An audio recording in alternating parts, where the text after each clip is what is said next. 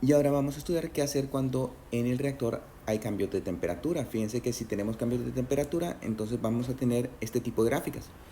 Si graficamos la concentración con respecto a la temperatura, el parámetro va a ser la velocidad, donde la velocidad no va a tener un comportamiento lineal, sino que vean que tendría este tipo de comportamiento. Noten que aquí concentraciones bajas y temperaturas bajas, entonces tendríamos esta velocidad. Conforme va aumentando la temperatura, pero vean que aquí disminuye la concentración, entonces la velocidad se mantiene constante. Y aquí tenemos un aumento en concentración a temperaturas más elevadas, entonces se mantendría la velocidad de esa manera. También podemos hacer la gráfica de la velocidad con respecto a la temperatura, en donde el parámetro sería la concentración, y la velocidad con respecto a la composición, en donde el parámetro sería la temperatura. En general, la mejor forma de analizarlo es esta gráfica, en donde la conversión se grafica sobre la temperatura.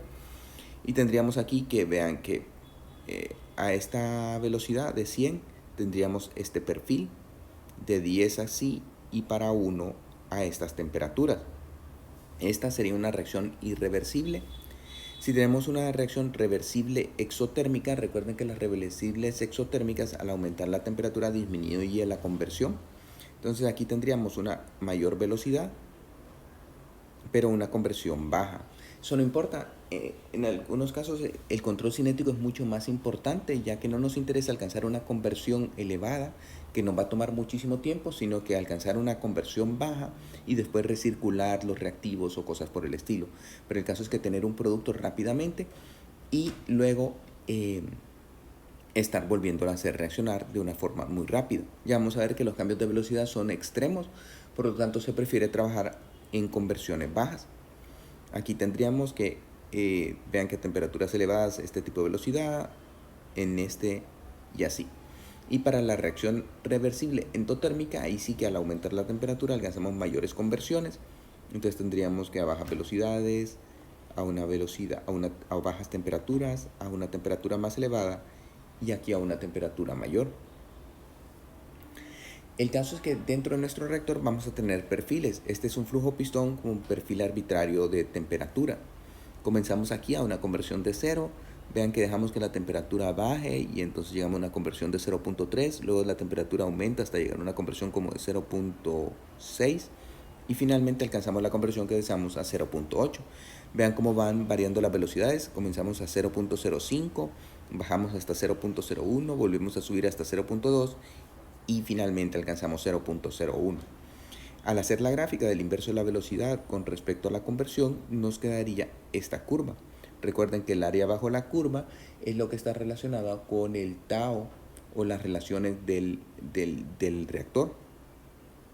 En un reactor de recirculación, para irnos del punto C al punto D, fíjense que comienzo en 0.02 y termino en 0.02 de velocidad pasando por 0.05. Por lo tanto, nuestro perfil dentro del reactor con recirculación sería esta la parte antes de la recirculación, y dentro del recirculador que va de 0.4 a 0.8 el perfil de velocidad sería este. Mientras que en un reactor de tanque agitado estamos operando en un punto E. Entonces este punto E nos define toda la operación, que sería a una conversión de 0.8 y a la temperatura aquí, y la velocidad, que en este caso sería de 0.01. Entonces, trabajando esta velocidad de 100, ya que es el inverso, alcanzamos la conversión que deseamos en nuestro punto de operación y el reactor tendría un tau correspondiente al rectángulo definido por este punto de operación.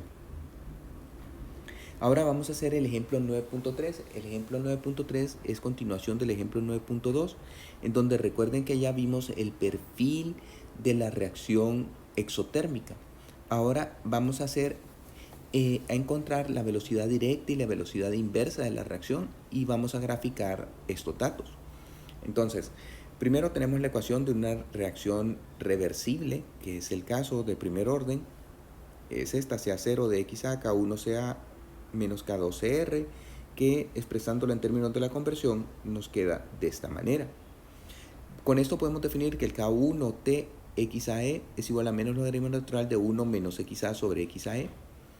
Y ya nos dan los valores. En el ejemplo está que el tiempo para un minuto, la conversión es de 0.89. y que esta conversión la leemos de la gráfica anterior, que tenemos que para la temperatura de 338 la conversión es de 0.89, y en el problema nos dicen que para 1 minuto se alcanza una conversión de 0.581. Entonces con eso podemos encontrar K1 directo a 338 de 0.942, y con los datos que nos dan de la segunda situación encontramos que el K1 a 298 es de 0.9009. De esa forma relacionamos el K338 y el K298 y encontramos que nuestra energía de activación es de 48.900 joules por mol. Con eso ya podemos determinar los Ks a diferentes temperaturas. Me queda que K1 es igual, sustituimos los valores, 34 por 10 a la 6, E a la menos 48.000 sobre RT. Esto nos quedaría exponencial 17.34 menos 48.900 sobre RT.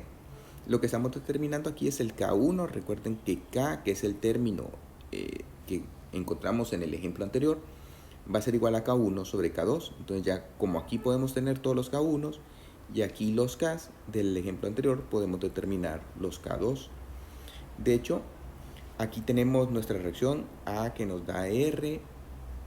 El K va a ser igual a CR en equilibrio, CA en equilibrio, menos RA va a ser igual a RR en el punto de equilibrio, que va a ser igual a K1CA menos K2CR. En el equilibrio, K va a ser igual a E a la 75.300 sobre RT menos 24.7. Este es un valor que habíamos encontrado previamente. Con este podemos encontrar el K1. Recuerden que ya encontramos 48.900, entonces podemos determinar el 17.34. Y luego podemos determinar el K2 mediante esta relación. Y encontramos que K2 va a ser igual a E a 42.04 menos 124.200 sobre RT minutos a la menos 1. Ya con eso, fíjense que nosotros podemos determinar el RA, que va a ser igual a K1CA menos K2CR. Entonces, para graficarlo, determinamos a diferentes valores de RA. Este es 0.001, entonces lo igualamos a 0.001 y vamos encontrando con K1, K2, CR y CA cuál sería el valor que nos va correspondiendo. Entonces aquí sería la conversión, por lo tanto sería para los CAs que lo encontramos, eso nos da el CR y trazamos esta línea ARA igual a 0.001, luego 0.002, 0.003 y así sucesivamente se creó la gráfica de acuerdo a los datos en esta tabla. Es muy importante que puedan hacer esta, les pido que lo realicen el ejemplo hasta que puedan crear la gráfica por ustedes mismos. Ahora, dentro de nuestro reactor vamos a tener la velocidad de progresión óptima. Si la reacción es irreversible, nosotros podemos emplear la máxima temperatura que permita el reactor, que no haya una descomposición y que la construcción sea lo suficientemente estable, y entonces trabajaríamos a la máxima temperatura permitida. Para una reacción endotérmica en donde las conversiones aumentan con la temperatura, también lo mejor sería trabajar a la máxima temperatura permitida. Pero para una reacción reversible exotérmica, lo mejor es, para alcanzar la conversión deseada, trabajar pasando por los locus de las máximas velocidades, o sea, por los máximos de velocidad en cada una de las curvas. Ahí es donde nosotros tendríamos que tener nuestro perfil óptimo de temperatura. Ahora vamos a ver los efectos del calor en una operación adiabática. Si nosotros tenemos aislado nuestro reactor de tanque agitado o nuestro reactor de flujo pistón, vamos a entrar a una XA0 y una T1 y vamos a salir a una conversión XA a una T2. Igual, la alimentación es de aquí está T1, saldremos a una conversión y a una T2.